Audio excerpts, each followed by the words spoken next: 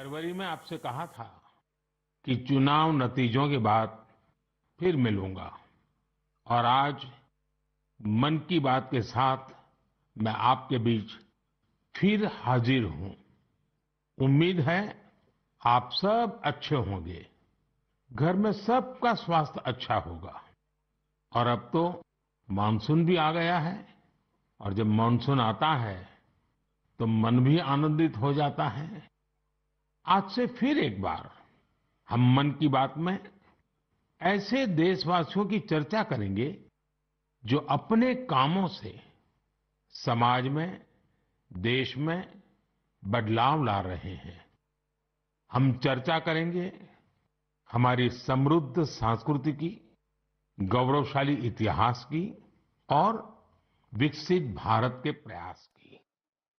साथियों, फरवरी से लेकर अब तक जब भी महीने का आखिरी रविवार आने को होता था, तब मुझे आपसे इस संवाद की बहुत कमी महसूस होती थी।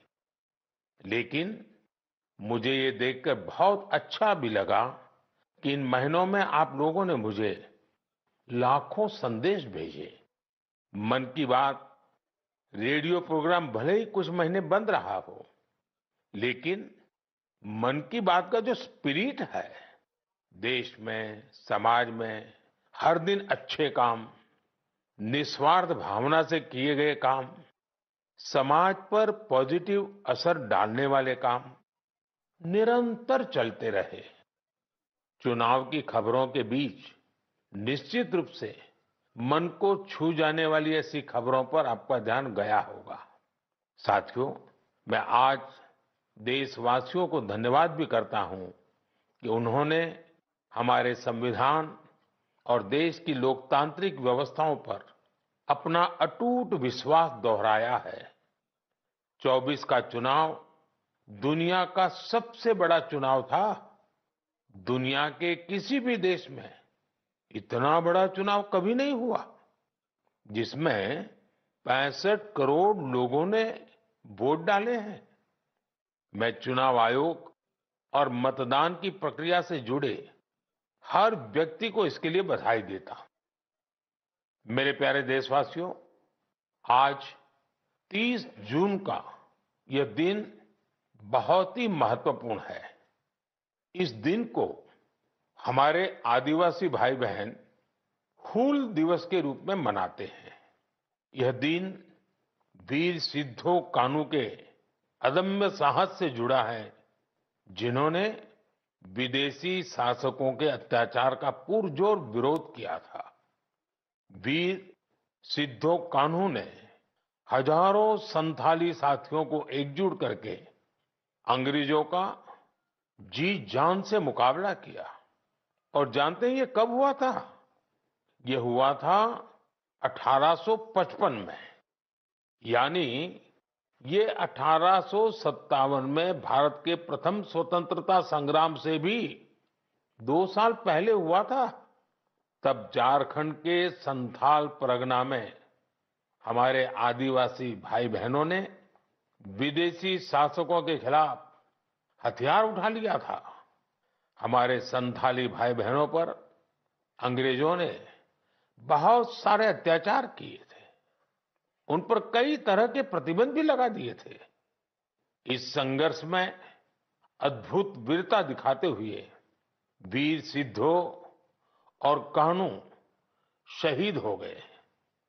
झारखंड की भूमि के इन अमर सपूतों का बलिदान आज भी देशवासियों को प्रेरित करता है।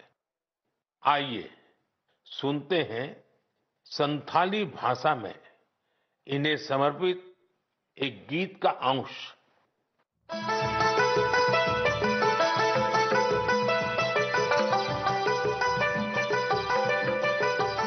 सीधा कानू बोल बुया मनावे 29 जन जहां दिसमरिया मरंग हुंदो सांताल हुलका सांताल हुंदो आंदोड़लिना इंग्रेज कानून भंगोड़लिना जुमी बंजो एसपीटी एकेला गोइना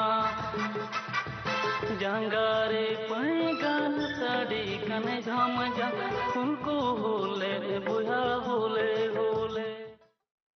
मेरे प्यारे साथियों, अगर मैं आपसे पूछूं कि दुनिया का सबसे अनमोल रिश्ता कौन सा होता है, तो आप जरूर कहेंगे मां। हम सबके जीवन में मां का दर्जा सबसे ऊंचा होता है। मां हर दुख सहकर भी अपने बच्चे का पालन पोषण करती है। हर मां अपने बच्चे पर हर स्नेह लुटाती है।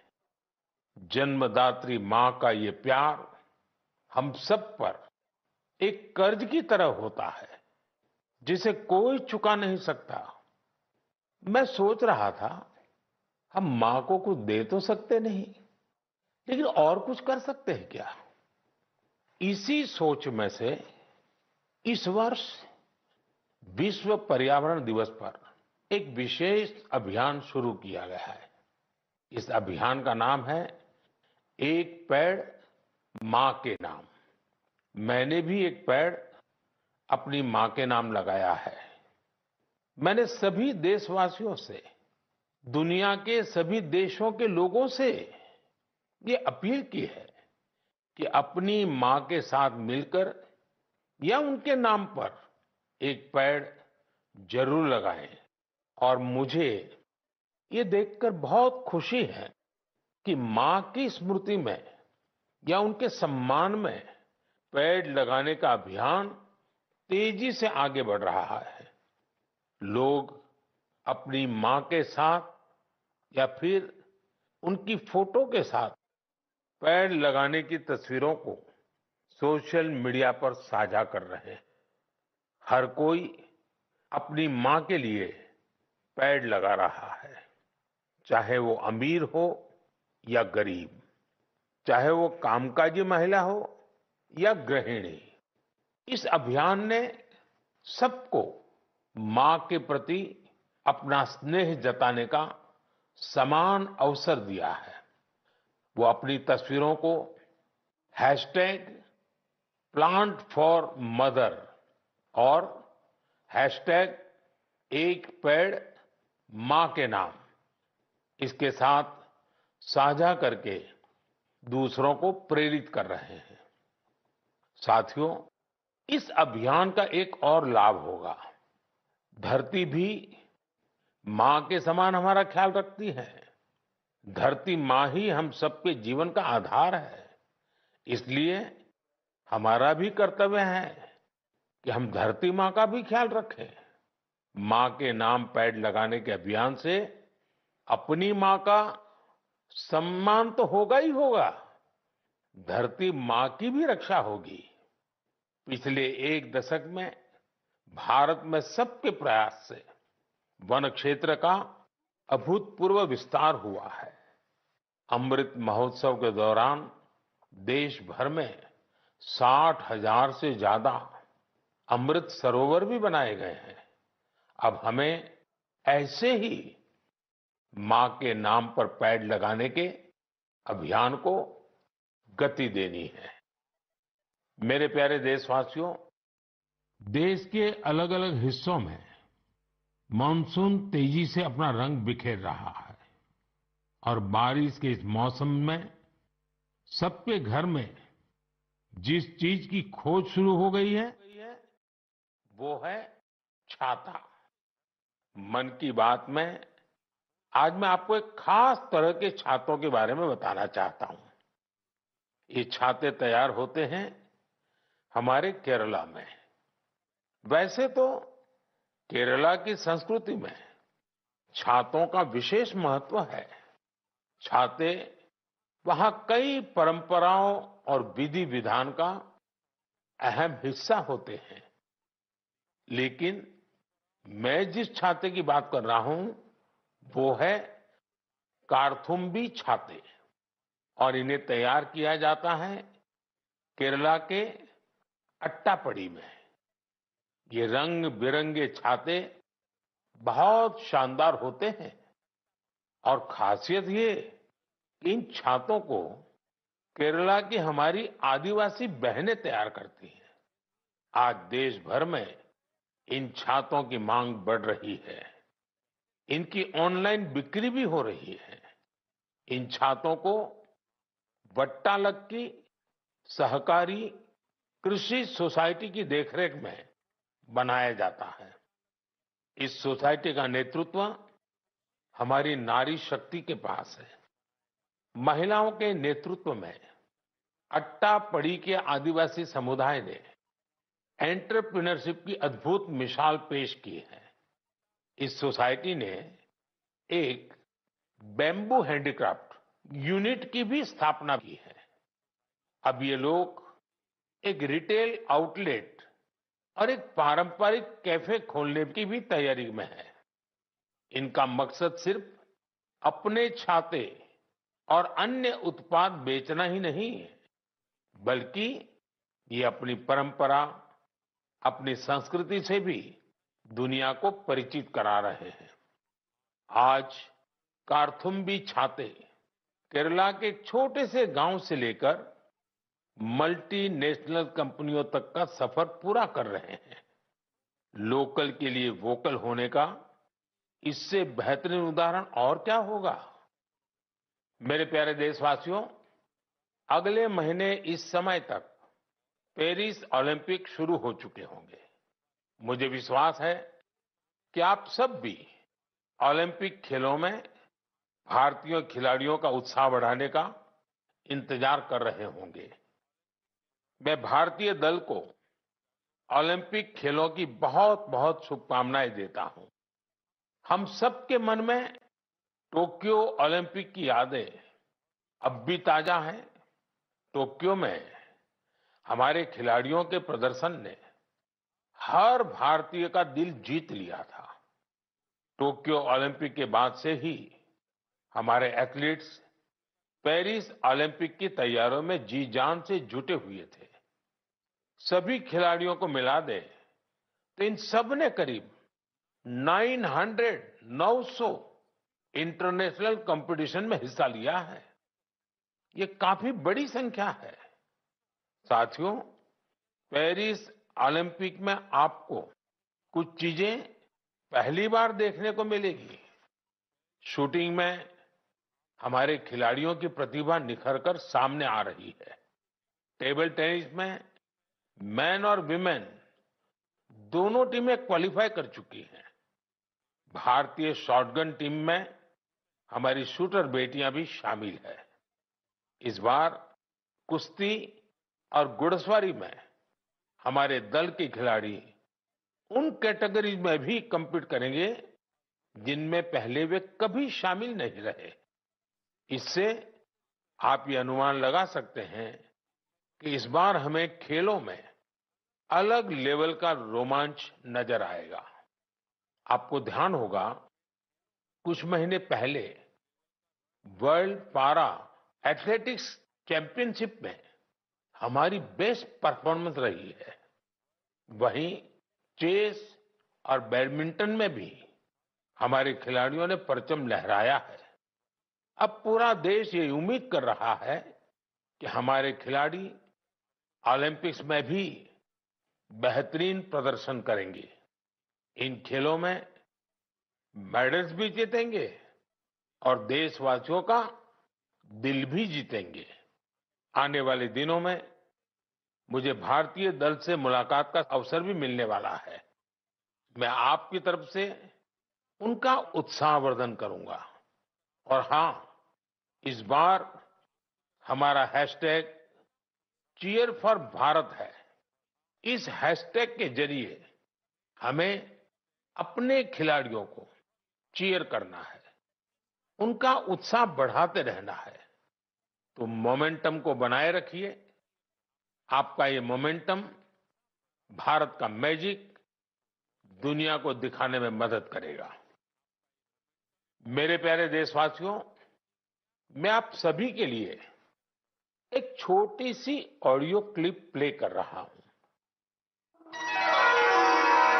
रेडियो क्वेट FM 93.3 से हिंदी शो नमस्ते क्वेट।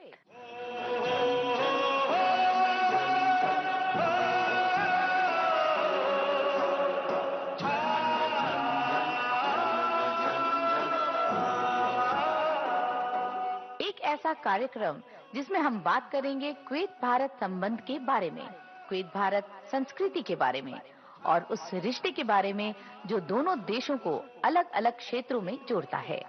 इस रेडियो कार्यक्रम को सुनकर आप भी हैरत में पड़ गए ना? तो आइए आपको इसके पीछे की पूरी बात बताते हैं। दरअसल ये कुवैत रेडियो के एक प्रसारण की क्लिप है। अब आप सोचेंगे कि बात हो रही है कुवैत की, तो वहां हिंदी कहां से आ गई? दरअसल कुवैत सरकार ने अपने नेशनल रेडियो पर एक विशेष कार्यक्रम शुरू किया है और वो भी हिंदी में। कुवैत रेडियो पर हर रविवार को इसका प्रसारण आधे घंटे के लिए किया जाता है। इसमें भारतीय संस्कृति के अलग अलग रंग शामिल होते हैं। हमारी फिल्में और कला जगत से जुड़ी चर्चाएं वहां भारतीय समुदाय के बीच बहुत लोकप्रिय है। मुझे तो यहां तक बताया गया है कि कुवैत के स्थानीय लोग भी इसमें खूब दिलचस्पी ले रहे हैं। मैं कुवैत की सरकार और वहां के लोगों का हृदय से धन्यवाद करता हूं, जिन्होंने ये शानदार पहल की है।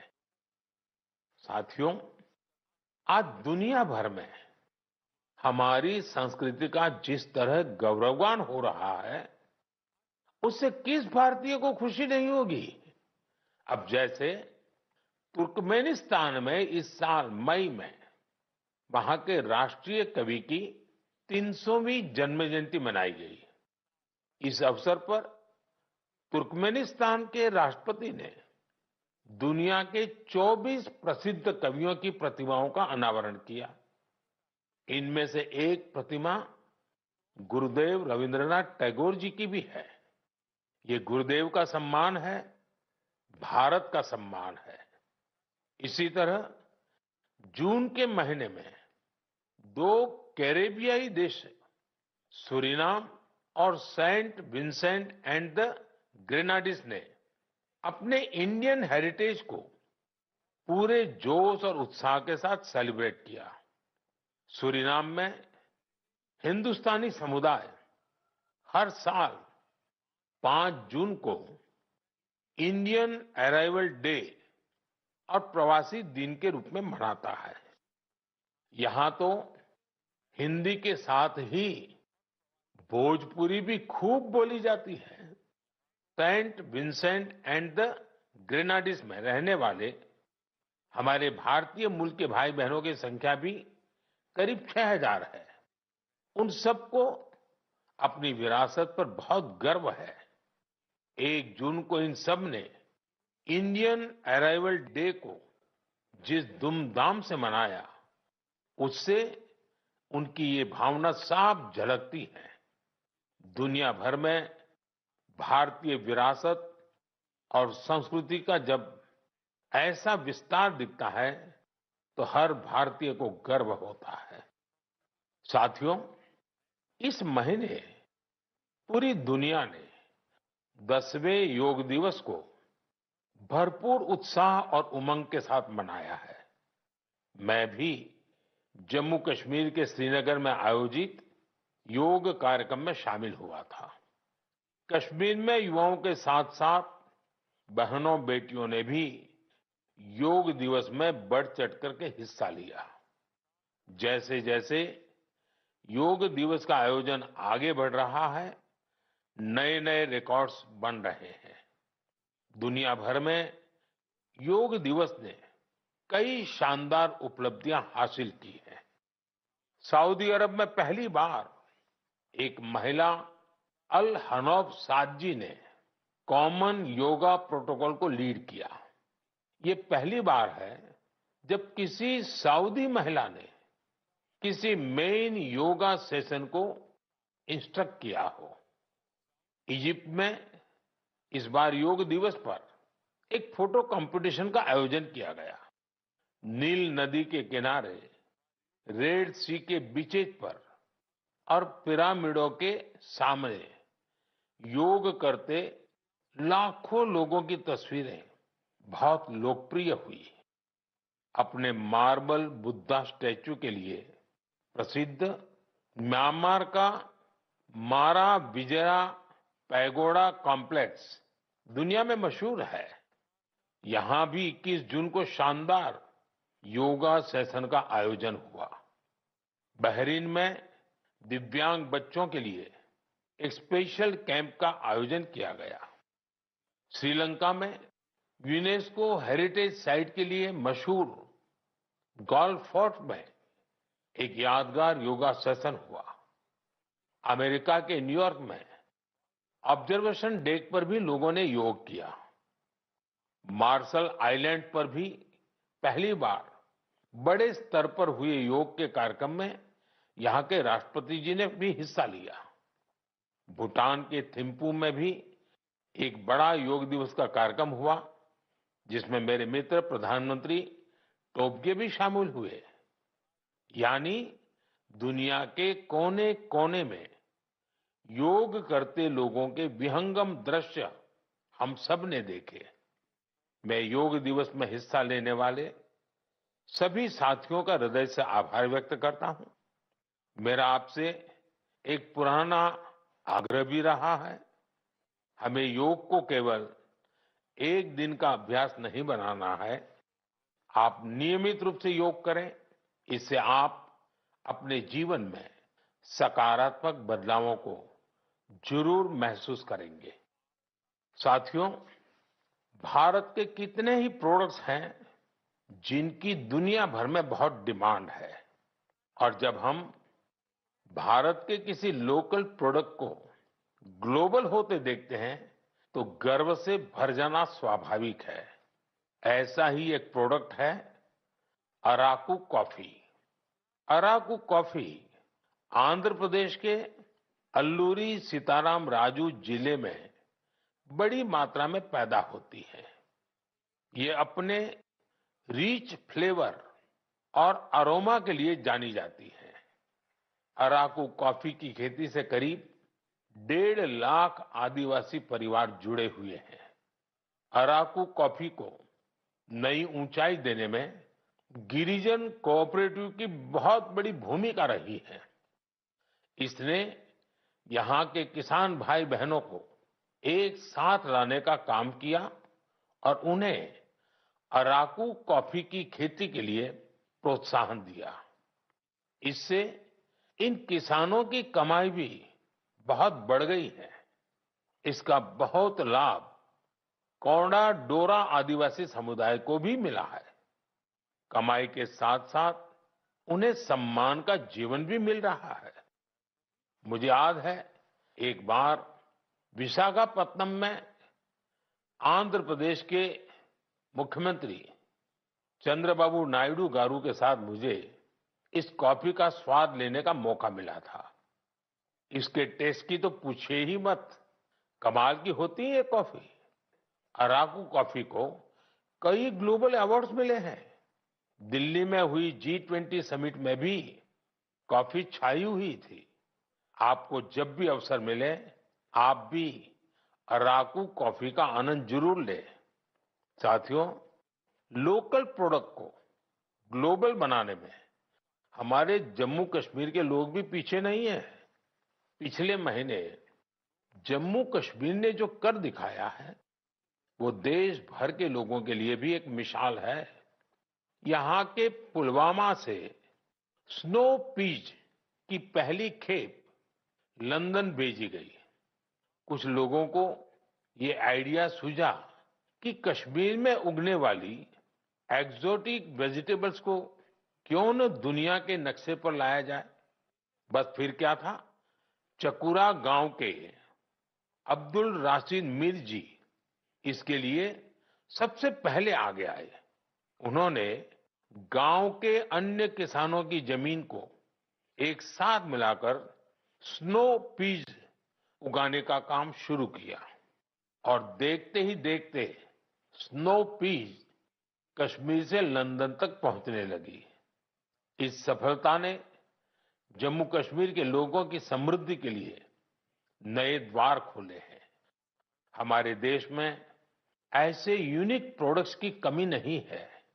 आप ऐसे प्रोडक्ट्स को hashtag my product my pride के साथ जरूर शेयर करें।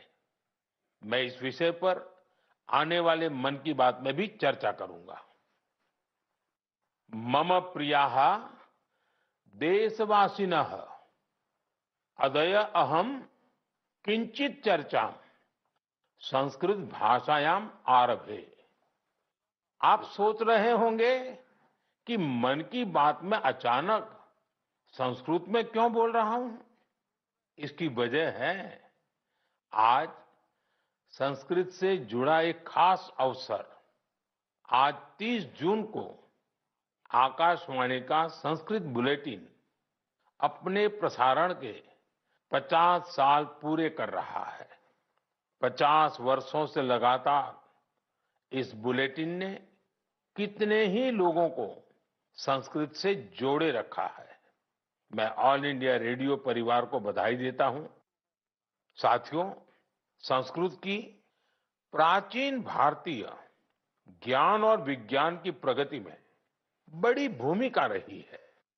आज के समय की मांग है कि हम संस्कृत को सम्मान भी दें और उसे अपने दैनिक जीवन से भी जोड़ें। आजकल ऐसा ही एक प्रयास बेंगलुरु में कई और लोग कर रहे हैं। बेंगलुरु में एक पार्क है, कब्बन पार्क। इस पार्क में यहां के लोगों ने एक नई परंपरा शुरू की है।